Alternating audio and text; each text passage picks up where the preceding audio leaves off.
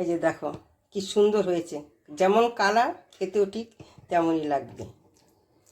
এই দেখো সব দিক দিয়ে কিন্তু ভাজা হয়েছে। দেখো এই তেল আর মশলাটা দিয়ে শুকনো শুকনো করে মেখে খাবে। যারা শুকনো খায় ওরা তো এইভাবে খেয়ে দেখবে, দারুণ হয়। নুনে ঝালে ঠিকঠাক করলে দারুণ হবে, কিন্তু একটা বেশি একটা কম হলে কিন্তু ভালো লাগে না। আমারটা কিন্তু নুনে ঝালে ঠিক আছে। আজকে আমি মরলা মাছের চচ্চড়ি করবো, একটু অন্য ধরনের।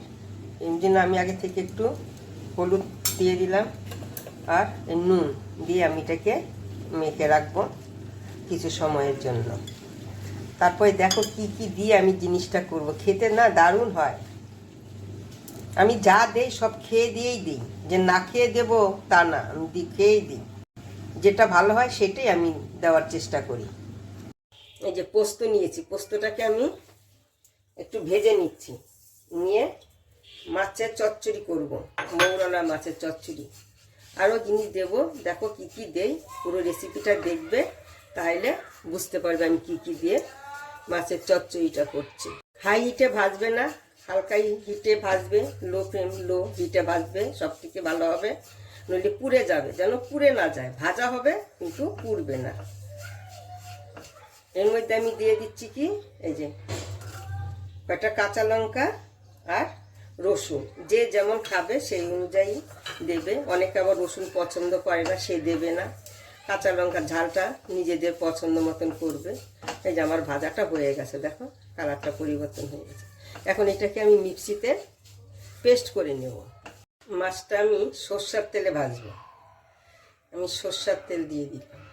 তেলটা আমার গরম হয়েছে, আমি মাছটাকে দিয়ে দিয়েছি। একটু তেলটা গরম না হলে মাছ দিলে মাছটা নিচে লেগে যাবে।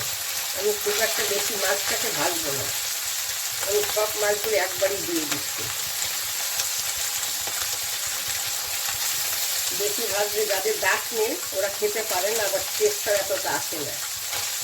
মেখে টেখে বসিয়ে দিলে আরও টেস্ট হয়, কিন্তু আমার একটু না ভাজলে খাবে না, ওই জন্য আমি হালকা একটু ভেজে নেব।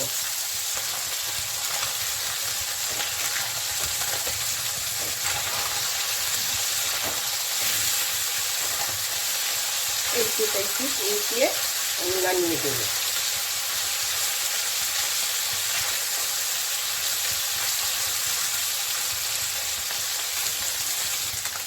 যেরকম ভেজেছি আমি এখন মাছটাকে নামিয়ে নিচ্ছি।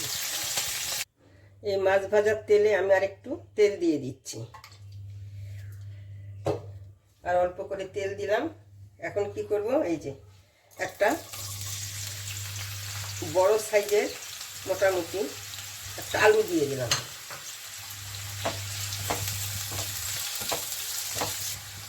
এখন এখানে যেরকম হয়েছে, ভাজাটা খুব একটা সিদ্ধ হয়নি। এখন আমি এর মধ্যে কী করব, এই যে পেঁয়াজ দিয়ে দিচ্ছি। যে যেমন পেঁয়াজ খাবে সেই অনুযায়ী পেঁয়াজ দেবে। আমি মোটামুটি 5টা পেঁয়াজ দিয়েছি, মাঝারি।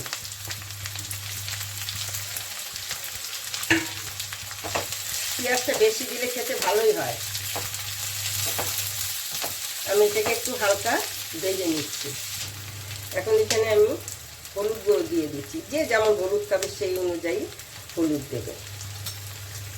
অনেকে আবার হলুদের রং বেশি পছন্দ করে না, সেই অনুযায়ী তোমরা দেবে। আমি এখানে দিয়ে দিলাম কাশ্মীরি শুকনো লঙ্কা গুঁড়ো, কাশ্মীরি কালারের জন্য। যে ভাজা মশলাটা করে রেখেছিলাম, ওই ভাজা মশলাটাকে আমি এখন দিয়ে দিলাম। এই মশলাটার মধ্যে আছে বেশি পোস্তই আছে, পোস্ত, কাঁচা লঙ্কা দিয়ে আমি এটাকে পেস্ট করে নিয়েছি, আর রসুন। এখন আমি এর মধ্যে পরিমাণ মতো নুন দিয়ে দিচ্ছি।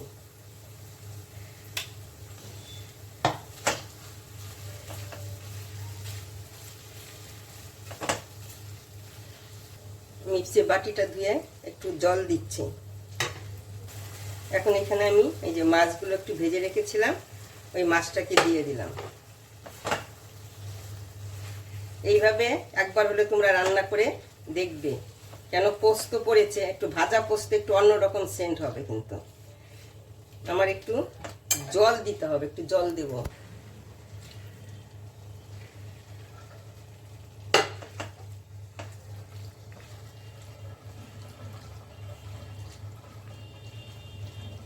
এখন আমি একটু ঢেকে দিচ্ছি, আঁচটা কমিয়ে আমি ঢেকে দিচ্ছি। দেখি এখন কেমন হয়েছে। এই তো এরকম হয়েছে, কিন্তু আরেকটু হবে, আরেকটু হবে। চতুর্দিকে যখন তেলটা ছেড়ে দেবে দেখা যাবে, কিন্তু এই দিকটা এখনো তেলটা ভালো দেখা যাচ্ছে না, ওই জন্য মনে হয় আরেকটু হবে।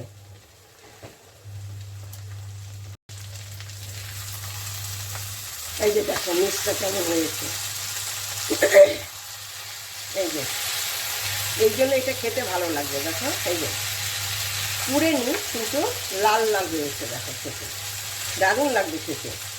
আমি এইভাবে করে খেয়ে দেখেছি, আমি যে কোনো আগে খেয়ে রান্না করে দেখি, তারপরে আমি দিই ইউটিউবে। এই যে দেখো, দেখো চতুর্দিকে আমার তেল ছেড়ে দিয়েছে। এখন এটাকে আমি নামিয়ে দেব, আমার হয়ে গেছে। এই যে দেখো কালারটা কি সুন্দর হয়েছে। এই যে আমি যেভাবে রান্না করেছি, তোমরা একবার হলে চেষ্টা করবে এইভাবে রান্না করার জন্য, রান্না করে খেয়ে দেখবে কেমন হয়। রেসিপিটা দেখেই তো বোঝা যাচ্ছে কেমন হবে খেতে।